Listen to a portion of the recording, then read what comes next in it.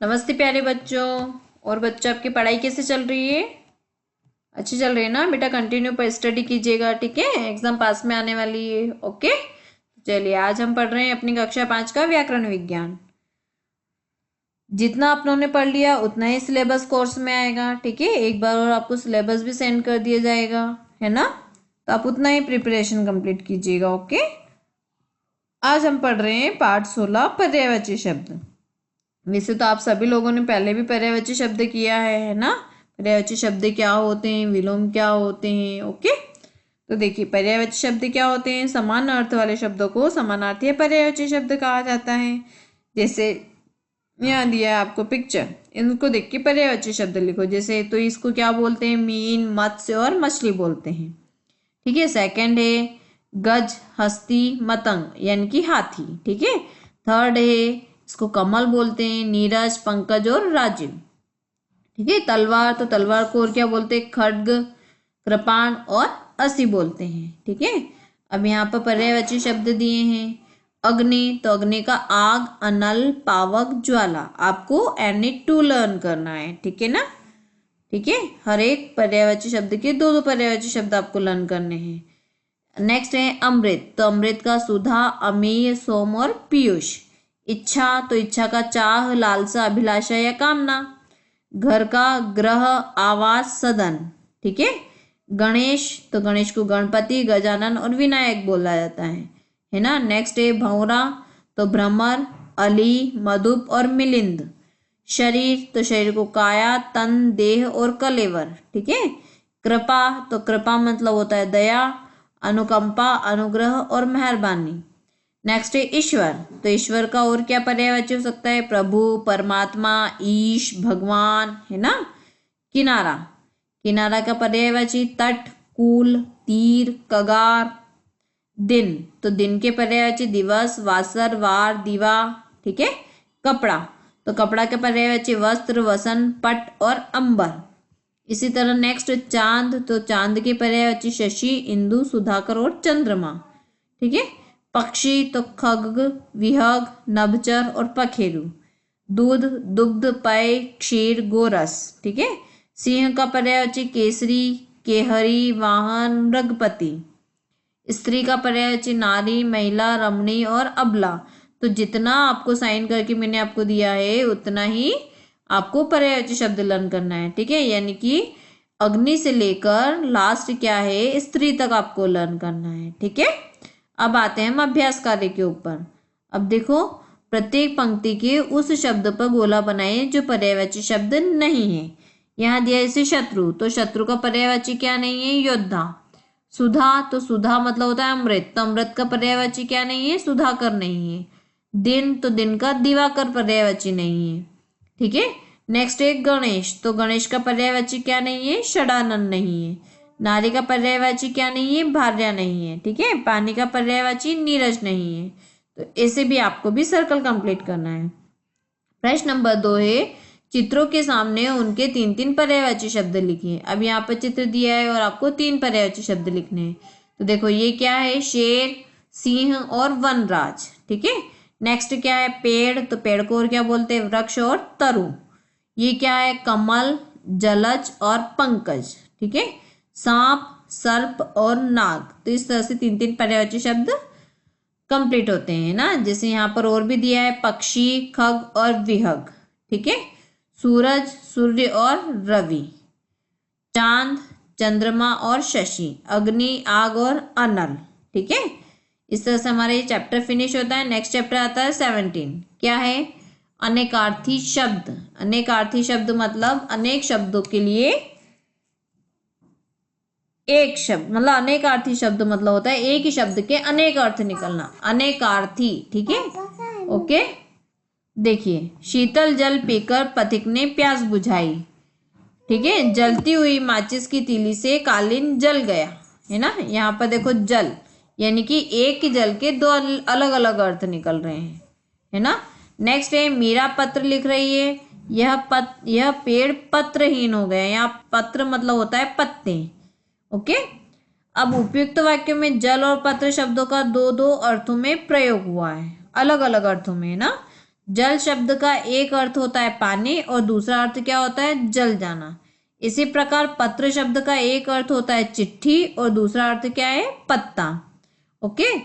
अब अनेकार्थी शब्द क्या होते हैं, ऐसे शब्द जिनके एक से अधिक अर्थ होते हैं उन्हें अनेकार्थी शब्द कहते हैं, है ना। यहाँ पे कुछ अनेकार्थी शब्द और उनके प्रयोग भी दिए गए हैं। जैसे यहाँ पर दिया है शब्द क्या है, आम। तो आम का एक अर्थ क्या होता है, फल, ठीक है, जैसे मैंगो बोलते हैं। और एक अर्थ होता है साधारण, ठीक है, यानी कि सामान्य। तो देखो कच्चे आम की चटनी बनती है।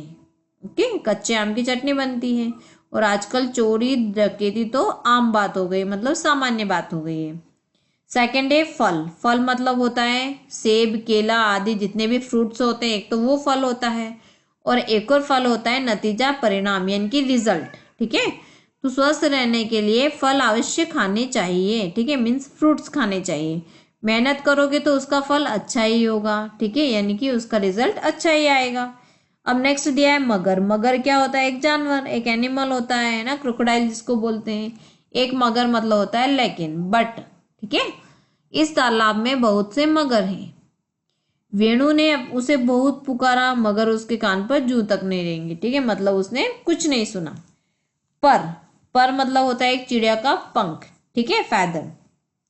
और पर मतलब होता है ऊपर, ऑन। अब देखो इस चिड़िया के पर कितने सुंदर हैं, है ना, यानी कि इसके पंख बहुत सुंदर हैं। किताब को मेज पर रख दो, पर मतलब होता है मेज के ऊपर, ठीक है। एक हार, हार मतलब होता है माला, और एक हार मतलब होता है हार जाना, ठीक है। मालती ने सोने का हार बनवाया है और कारगिल की लड़ाई में पाकिस्तानियों की हार हुई। नेक्स्ट है बस। बस मतलब होता है काफी, है ना, यानी कि बहुत है, इनफ। ओके। और बस क्या होता है, एक वाहन होता है, एक व्हीकल होता है ना। तो बस अब रोना बंद करो, ठीक है, बहुत हो गया, अब नहीं रोना। विनीता बस से स्कूल जाती है, एक बस वो हो गया है। नेक्स्ट है उत्तर। तो उत्तर क्या होती है, एक दिशा, मतलब एक डायरेक्शन होती है, ठीक है। और एक और क्या होता है उत्तर का मीनिंग, जवाब। जवाब मतलब होता है आंसर देना, ठीक है। तो उसके घर के उत्तर में एक बरगद का पेड़ है, उत्तर यहाँ पर डायरेक्शन है, दिशा। और सीमा ने सभी प्रश्नों का सही उत्तर दिया। नेक्स्ट है हल। हल मतलब होता है उपाय या समाधान करना, ठीक है। और एक हल होता है खेत जोतने का एक यंत्र होता है, ठीक है, जिससे खेती की जाती है। तो एक हल, इस समस्या का कोई हल नजर नहीं आता है, ठीक है, यानी कि कोई, हम इसका कोई समाधान नहीं कर सकते हैं। किसान खेत में हल चला रहा है, ठीक है, यंत्र। अब देखो नेक्स्ट है 9 वाला काल। काल मतलब होता है समय और एक का अर्थ होता है मृत्यु, ठीक है। तो समय यानी कि आधुनिक काल में बिजली के आविष्कार से जीवन का ढंग ही बदल गया। मैंने उसे बहुत रोका पर उसके कान पर उसके सिर पर काल मंडरा रहा था, ठीक है। काल मतलब होता है यहाँ पर मृत्यु मंडरा रही थी। सोना, स्वर्ण और नींद, ठीक है। एक सोना मतलब होता है स्वर्ण मीन्स गोल्ड, ठीक है, और एक सोना मतलब नींद, ठीक है, नींद आना। आजकल सोने के दाम आसमान छू रहे हैं।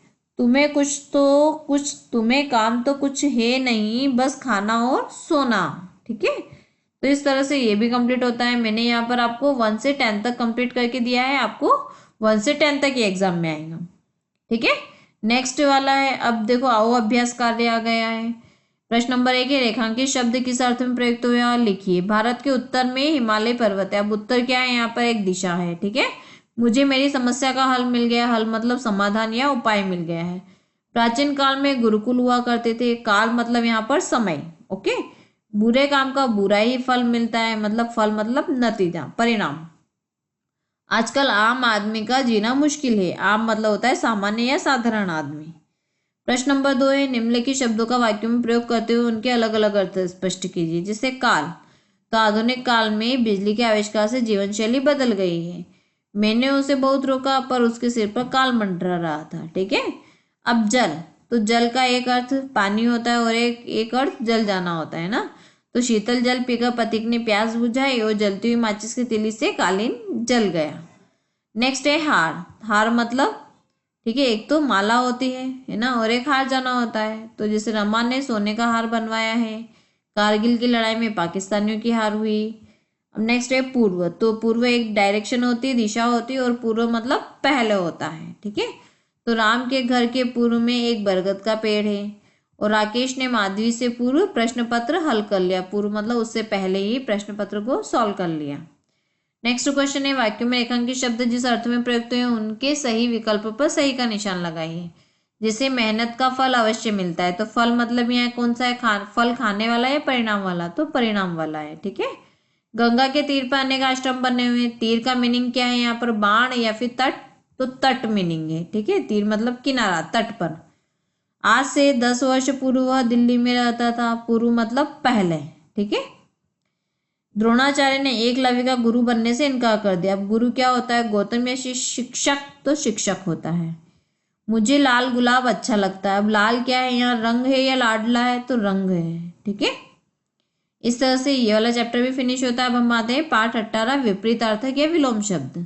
विलोम शब्द भी आप सभी को पता है कि विलोम शब्द क्या होते हैं ना, जो शब्द किसी शब्द का उल्टा या विपरीत अर्थ बताते हैं। ठीक है, उन्हें कहा जाता है विलोम या विपरीतार्थी शब्द। यहाँ पर भी मैंने आपको राइट के साइन लगा के दिए हैं, तो आपको इन्हीं को लर्न करना है। ठीक है। जैसे न्याय, तो न्याय का क्या होता है, अन्याय।